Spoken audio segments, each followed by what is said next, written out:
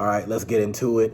So, I had just watched this show, and I know it came out in 2020, but again, a lot of you know how I am. I don't always watch shows right when they premiere or as they're going on.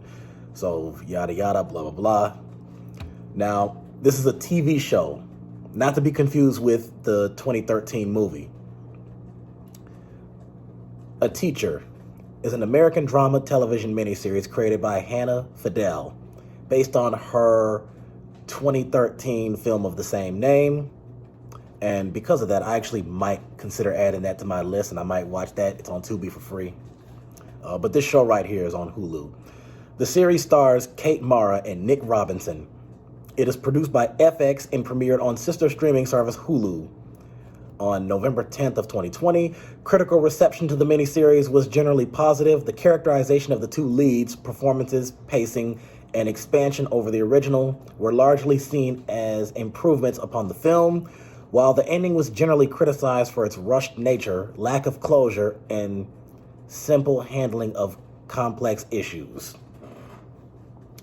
The premise is this. Set from 2013 to 2014, A Teacher focuses on Claire Wilson, played by Kate Mara, an English teacher at the fictional Westerbrook High School in Austin, Texas, who engages in an illicit sexual relationship with her 17-year-old high school student, Eric Walker, played by Nick Robinson. The miniseries explores the complexities of the relationship and the consequences for both of them and those around them. Now, here are some of the reviews on the show. Among Google users and Google audiences, 82 to 84%. Rotten Tomatoes, 73%. Internet Movie Database, 69%. One person said, honestly, I don't watch as many TV shows, but A Teacher has me hooked. It's so interesting to watch the plot unfold, especially how both actions of Eric and Claire are affecting their lives. In my opinion, it's produced well, and I just can't wait for the next episode. Although it sounds odd to say, but the inner side of you seems to root for the both of them, but sadly, due to the circumstances of the teacher and student, I'm not sure if their romance will even continue on. He was already 18 when the relationship continued on, but that's debatable for people. I know those who watch the show either love or despise Claire, but when I watch her, I don't feel anger towards her or anything, as I'm neutral towards her character, but I felt bad for Eric since he was so in love with her. But I'm glad the author did mention her sad childhood, and that may have caused her to become who she is now, especially since Claire said that she needs an escape, as she wasn't truly happy with her life until she met Eric, and vice versa. I do hope there will be a happy ending. I hope. The other person said, personally, I think that it's a great show. It should remain as a reminder to those who are victims of grooming and sexual abuse. I felt sorry for Eric when Claire ruined his life as a teenager and how he suffered with guilt, bitter regrets, and sorrow because of the trauma he experienced at 17. It was heartbreaking that the illicit affair with his teacher hurt those who truly cared about Eric, including his mother, his two younger brothers, and his ex-girlfriend, Allison. Even though he moved on with his life, what happened to him when he was a victim of Claire's grooming ruined his life for good. He's struggling to mend fences and even form strong, healthy relationship with his family and friends again. Blah, blah, blah. I'm going to get to that part in a second because I don't want to. So yeah,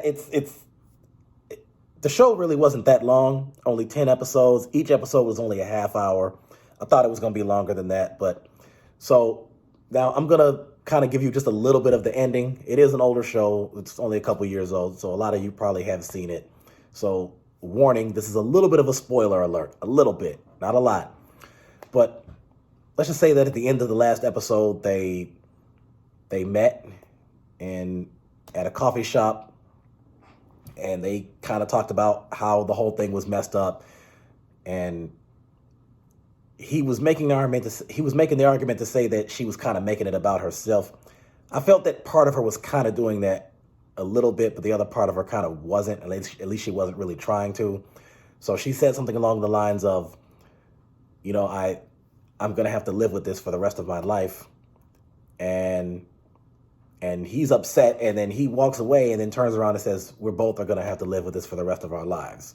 He walks away, and then that's the end credits right there. Now, it's like, I wouldn't call that a total cliffhanger, but there was just no closure. And I just felt that they should have continued doing more episodes, or at least another episode after that, to kind of seal that closure and make it a decent ending. But that's the problem. A lot of these shows, they just don't do that now. I mean, they messed us up with plenty of other shows, but I'm not going to digress into that too much. I've already talked about some of that in the past, and some of you know what I'm talking about. But overall, I have to say that I thought it was pretty interesting. I watched all 10 episodes in just a few hours. A lot of you know that I'm a huge TV person, so that's not unusual for me. And so that was some of the positive reviews on it. Now here's some of the negative on it. This person says, I have never hated all the characters in a show. This is literally one of the worst shows that I've ever watched. The characters are so bad, and I hate how they made this seem like a love story for half of it. The cringy montages did not make me go, oh, so cute. Because if you're going to put a warning about grooming, then make this person seem like a wonderful lady just having the time of her life with someone she loves. Like what? Plus, half the show is just sex between two characters that have a really weird relationship. This whole show makes me uncomfortable. And the only reason why I'm watching it is because of a pet peeve of mine to stop something I haven't finished. It is a pet peeve of mine to stop something. Okay. Also, hate how Matt and the other teacher just treated Claire having an affair as not a big deal. How Matt came crawling back to her, and how the other teacher just laughed when Claire told her that she was cheating. Plus, hate how the adults wrote teenagers that look old as heck. Oh, and 99% of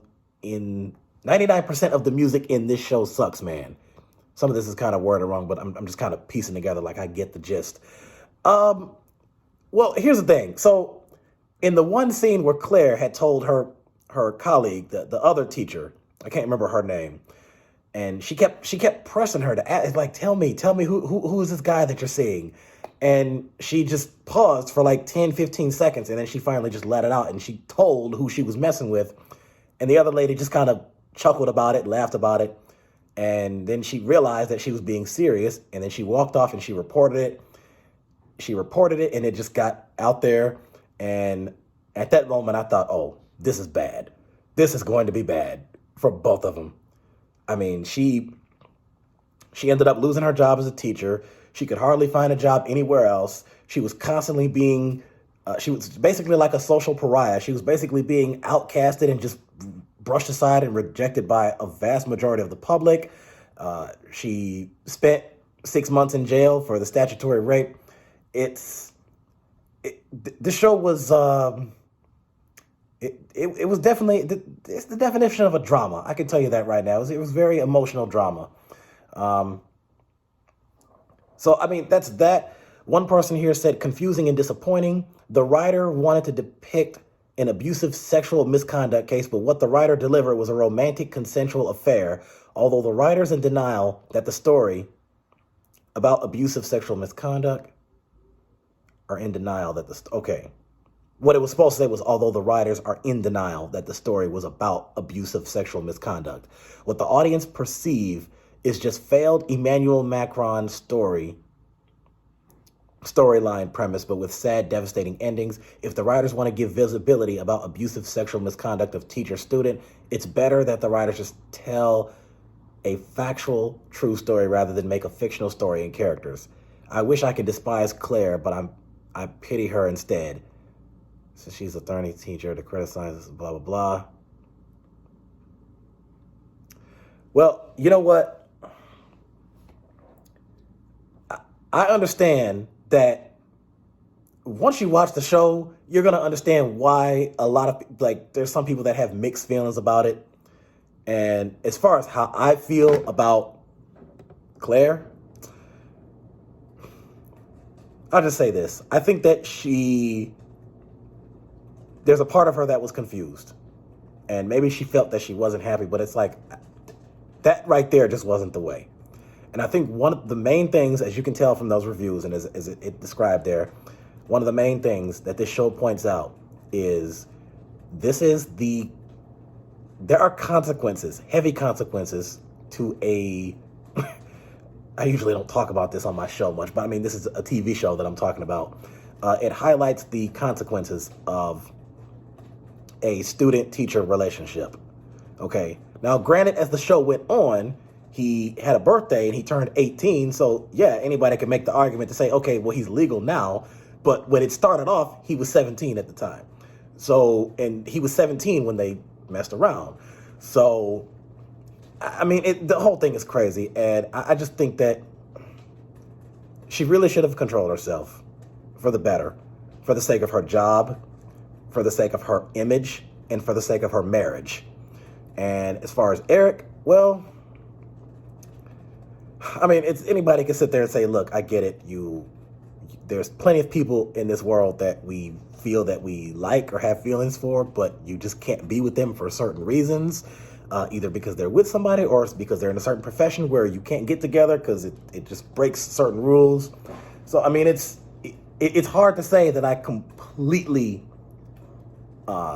like both of them, but I'm not going to sit there and lie to you and say that I dislike both of them either. It's like, listen, they both seem to be good people at heart, but they both crossed the line that they know they shouldn't have crossed.